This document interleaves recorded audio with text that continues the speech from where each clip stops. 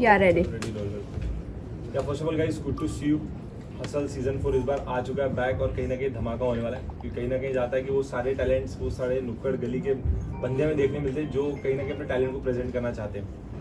मैं आप दोनों से जानना चाहूँगा, इस बार इस सीजन में क्या नया हुआ, किस तरीके से टैलेंट हमको देखने मिलेंगे? सबसे नया तो यही है, सबसे पुराना है वही सबसे नया है। उससे नया ये है। सबसे पुराना जो है वही सबसे नया है मेरे लिए, क्योंकि जब इसके साथ सोचा था कि भाई गाने वाने बनाएंगे, ये सब करेंगे मस्तियों के बीच में, तब सोचा नहीं था कि ये सब चीज सीरियस हो जाएगी और एक्चुअली में कुछ ऐसा हो रहा होगा। हाँ, हमको तो इम्पॉसिबल लगता था और कि आज इन्होंने वो मुहिम हमारे हाथ में दे दी कि अब भाई तुमने तो कर लिया, अब तुम देखो आगे कैसे होगा, इन बेसिक टर्म्स है ना। तो मेरे लिए वो बहुत नया।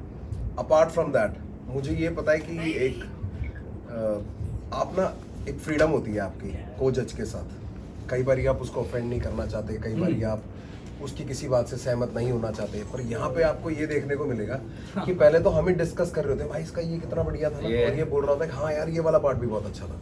सो there is open freedom to deny what I like and I can deny what he says, but हम फिर भी एक म्यूचुअल अंडरस्टैंडिंग पे उतरेंगे जिससे कि कंटेस्टेंट्स अफेक्ट नहीं होंगे। ये स्ट्रेट अप।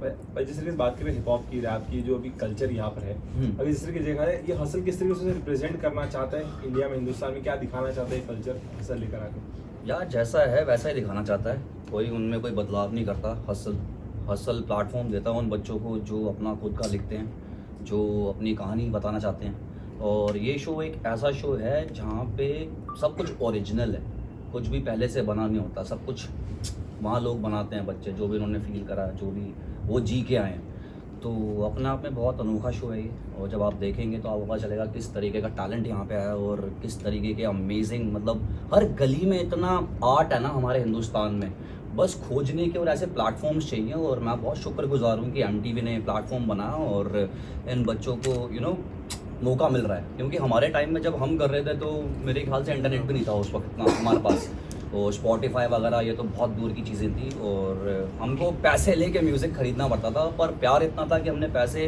देकर म्यूज़िक ख़रीदा और सुना है। तो आजकल के बच्चों के पास एक्सेस बहुत है और टैलेंट एक्सप्लोर बहुत करा जा सकता है, तो उनके पास एक्सपोजर बहुत है म्यूज़िक के लिए, हिप हॉप के लिए, तो वो इतने काबिल है, उनका सॉनिकली इतने अच्छे हैं, वो लिरिकली इतने अच्छे हो गए हैं जो एक टाइम में हम नहीं थे। तो आज उन बच्चों को देखते हैं, यार 19 साल का बच्चा ये कर रहा है, यार ये 21 साल का है, ये फ्लोज हैं इसके, तो वो देख के बहुत मज़ा आता है। तो या this is for the first time आप जज एज अ जज आ रहे हो हसल पर, कितना प्रेशर है? क्योंकि हमने सुना है कि आप दोनों का बॉन्ड बहुत ज़्यादा खूबसूरत है, और कहीं ना कहीं लोग एक्सपेक्ट बहुत सारी चीज़ें कर रहे हैं आप दोनों से। क्या कहना चाहोगे आप? पहले ना मेरे को ऐसा था कि यार अगर कोई और हुआ या फिर अगर मेरी जगह कोई और होता तो उसको भी वैसा फील होता, जैसे रफ्तार ने कहा भी था कि फ्रीडम पूछा गया था कि आपको इनमें से क्या लगता है, मैं कहा ये बढ़िया लग रहा है।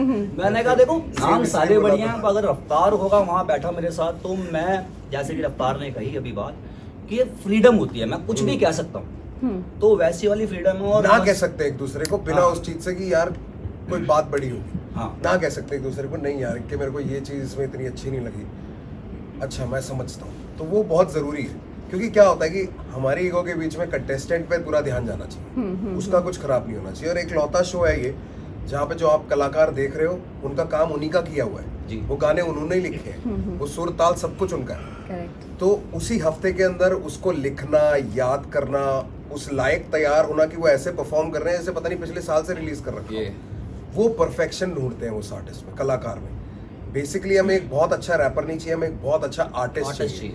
रैप करना एक पॉइंट के बाद टेक्निकल है, बहुत आसान हो जाता है, पर एक गाना बना पाना बहुत मुश्किल काम है। और उसके लिए हसल और प्रेशर की अगर आप बात करें, हसल वो सिखा देता है। मुझे नहीं लगता भाई कोई प्रेशर है, मेरे को तो बहुत मजा आता है कि मेरे को इतना अच्छा टैलेंट देखने को मिलता है, जो वहाँ का एटमॉस्फेयर होता है। हाँ, बैठ यार हम तो यही चाहते थे यार, हम तो बचपन से ही चाहते थे कि यार हमको ऐसे माहौल मिले, तो आज वो हमारे सामने है, तो प्रेशर नाम की चीज नहीं होती, मजा बड़ा आता है। कंपीट नहीं करना पड़ रहा, बहुत अच्छा लग रहा है। हाँ, कंपीट नहीं करना पड़ रहा, बस जज करना पड़ रहा उनको। हाँ, वो भी मेरे को लगता है जज नहीं करना चाहिए, हम क्या होते हैं जज करने वाले किसी को। पर हाँ, मैं MTV का शुक्रगुजार हूँ, पूरी टीम का शुक्रगुजार हूँ कि उन्होंने मुझे इस लायक समझा कि मैं यहाँ इस कुर्सी पे बैठ सकूँ, क्योंकि इससे पहले बादशाह भाई बैठे थे वहाँ पे और रफ्तार जज कर चुका है पहला सीज़न। तो मेरे लिए इतना मतलब इतनी बड़ी बात है यार कि एक हिप हॉप शो पहला हिंदुस्तान का, और मेरे को इस लायक समझा गया। और मेरा भाई साथ में Black है। hat. या मैं देखा जाए तो आप दोनों की लाइफ में काफी अप्स एंड डाउन्स रहे। जब उस चेयर पर जब आप बैठते तो लाइफ का ऐसा कौन सा एक रिवर्स पॉइंट जो आपको सबसे पहले आता था उस मुकाम पे बैठने के बाद? बड़े सारे हैं भाई, एक तो ना है उसमें। ऐसे तो कितने रिवर्स किस्से हैं पॉइंट भाई। नहीं, मेरे को कट टू फ्लैशबैक एक बहुत हाँ। बेसिक सा होता है। मेरा ऐसे होता था, वन हॉल किचन रूम कहते हो तुम लोग यहाँ पे, Yeah. 1 BHK कहते हैं, तो वैसा LIG के दिल्ली के गवर्नमेंट फ्लैट्स होते हैं, वहाँ पे Yeah. होता था। तो हॉल में मेरा बेड होता था, सिंगल बेड। तो उसमें इक्का रात को रुक जाया करता था, मैं और इक्का सेम बेड पे लेटे हुए, एक कान में मेरे हेडफोन, एक उसके Yeah. और एक वो सोनी का आईपॉड टाइप कुछ है ना, कुछ हाँ। म्यूजिक प्लेयर उस पे सुन रहे हैं और दोनों सुन के उसी पे लिख भी रहे हैं।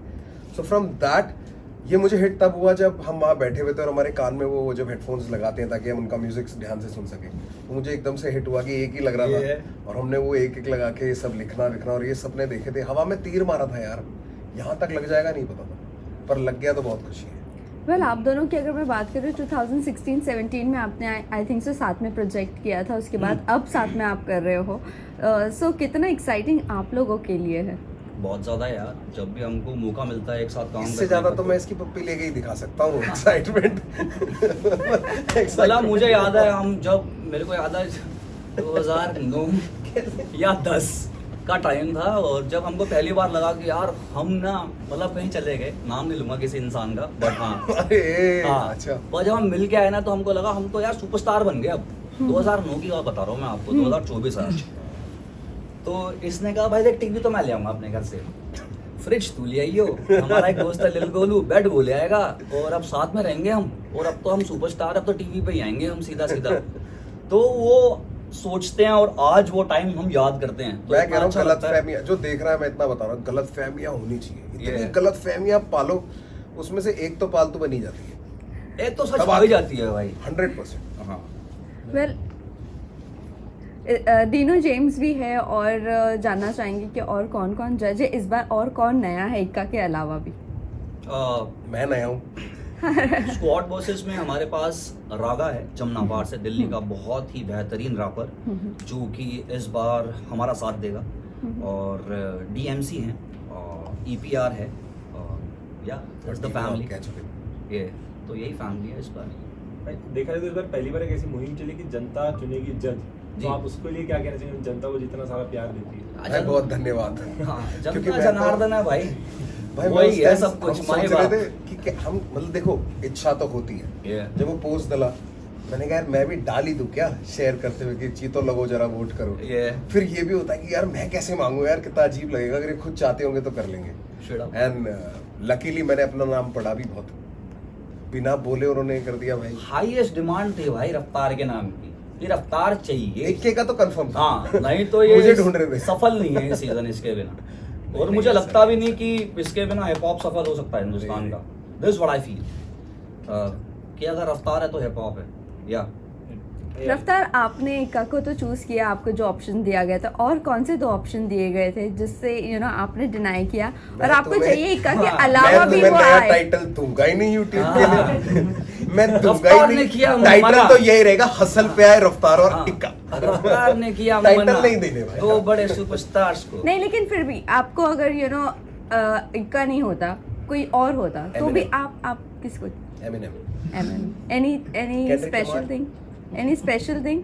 अरे इनसे ऊपर किसको ला सकते हैं, खुदा ही बुला लिया तो फिर तो हाँ, मंदिर मस्जिद सब वही है। जब राव गॉड ही आ गए तो फिर और क्या मांगेंगे। मेरा वन लास्ट क्वेश्चन, हाँ ये ला, मैं चाहूँगा अगर आप दोनों अपने अंदाज में अगर ऑडियंस को कुछ कहना चाहे, जिस तरीके से आप लोग अपना रैपिंग करते हो अंदाज, आप दोनों साथ हैं, जिसके अपनी हाँ। जर्नी शेयर करें, दोनों साथ में कुछ अगर सुनाना चाहे अपनी ऑडियंस को, क्या सुनाना चाहेंगे? हाँ मतलब क्या साथ सुना? में आ गए 2 भाई, इक्का रफ्तार, देखना ना भूले हसल चार। ये क्या बात बाकी के लिए तो पैसा लगता है भाई, देखो। है। Thank you so much. Thank नहीं भाई, यू। सुनाता हूँ आपको, इसके बाद सुनाता हूँ क्या देंगे पीछे कोई नहीं। ठीक है, thank you so much. Thank you। Thank you.